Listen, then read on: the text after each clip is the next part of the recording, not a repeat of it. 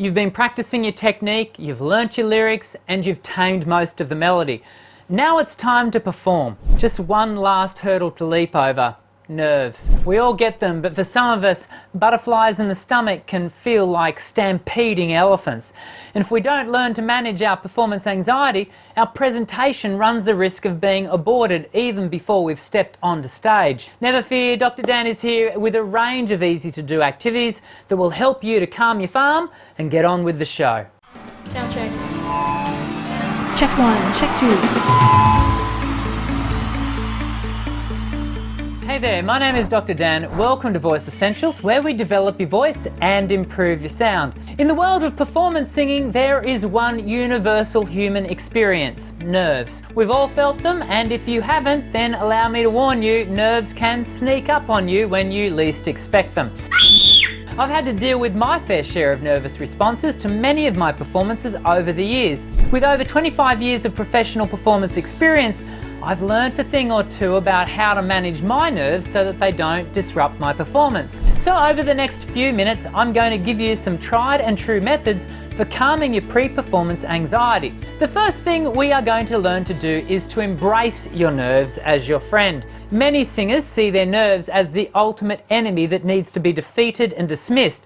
Actually, nerves are a part of your flight or fight response, your body's physical reaction to perceived threat. When your adrenaline gland activates, flooding your bloodstream with the hormone adrenaline, your body is supercharged with an increased heart rate and breath rate. I like to think that adrenaline is preparing my body to do superhuman things, in this case, a vocal performance. For every upside, there is often a downside. In this case, if your body is allowed to overstimulate with too much adrenaline, studies have shown that our sense of fear can intensify and render us incapacitated. You can literally become frozen with fear, but it doesn't need to be that way.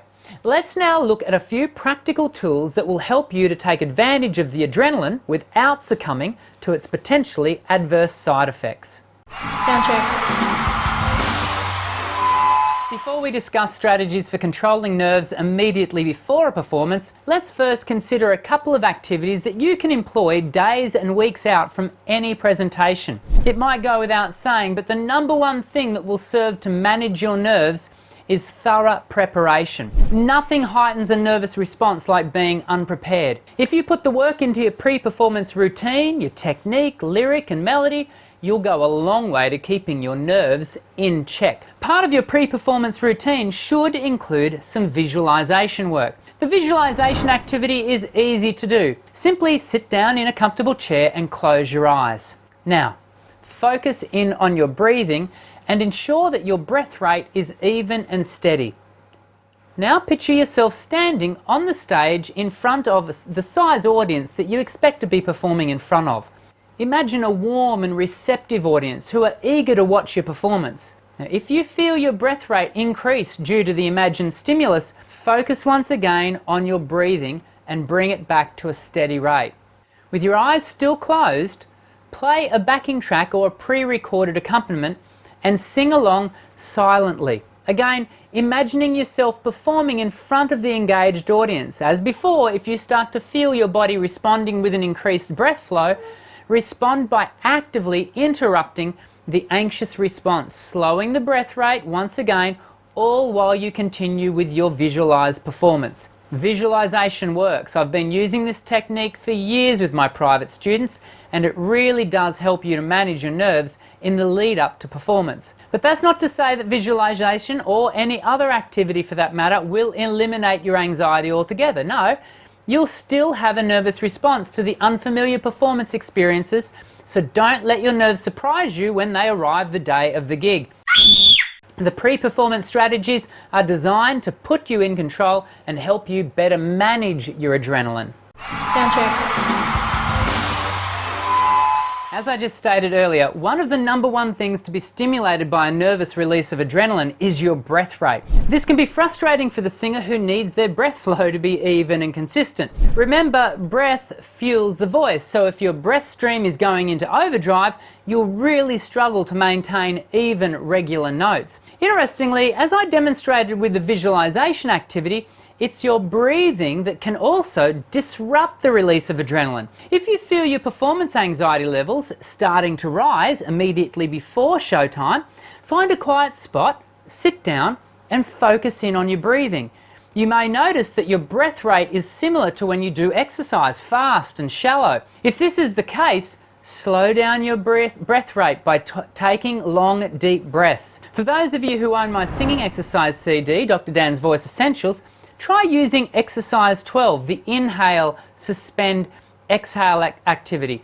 The intentionally rhythmic nature of this breathing exercise will help to interrupt the release of adrenaline and put you back in control. Now, I've got 3 more things that you can do to manage your nerves, but before we go through them, leave me a thumbs up if you're getting something out of today's video. Sound check.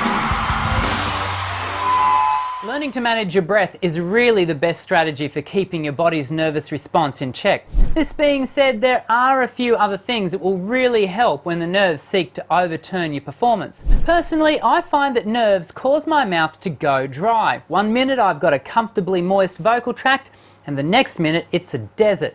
I've learned to always carry a water bottle with me, even onto stage. The moment I feel my mouth starting to dry out, I will swill some water around in my mouth. At times when I don't have a water bottle handy, I use a little trick I learned about 15 years ago. Let's try it together. Place the sides of your tongue between your upper and lower molars towards the back of your mouth, like that. Now bite down really hard for 10 seconds. I'll count. You ready? And bite. 2, 3, 4, 5, 6, 7, 8, 9, 10, and release. Any moment now, you should feel a rush of saliva through your mouth. The biting stimulates your saliva glands and floods your mouth with saliva. This little trick has got me out of trouble more times than I care to remember. The other thing I always carry with me is a physical printout of my lyrics. My nerves have always interrupted my short-term memory. In the early days of my performance career, I'd be standing off stage and suddenly my mind would be completely blank. This would send me into a panic, escalating my performance anxiety.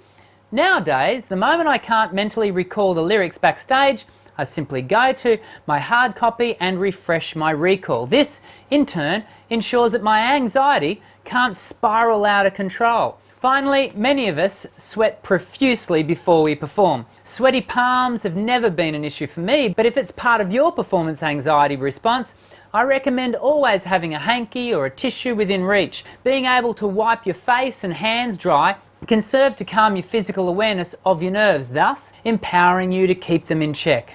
Sound check.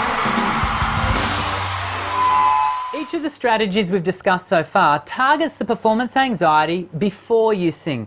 But even when you've employed each of the suggested exercises, you may still experience a heightened sense of nervousness during the performance. In many respects, the main way we learn to manage our performance anxiety on stage is by, you guessed it, spending even more time on stage. There is a certain level of desensitization that needs to take place. Singers who are new to the stage need to devote more time to performing so that they become familiar with the sensations and experiences that live performance affords us. Without seeking to trivialize the singer's physical experience, I often remind my beginner performers that what they're feeling on stage is more often than not completely unobservable to the audience. So for example, shaking knees and a racing heart might feel unbearable for the singer, but the audience is typically blissfully unaware of what the singer is experiencing.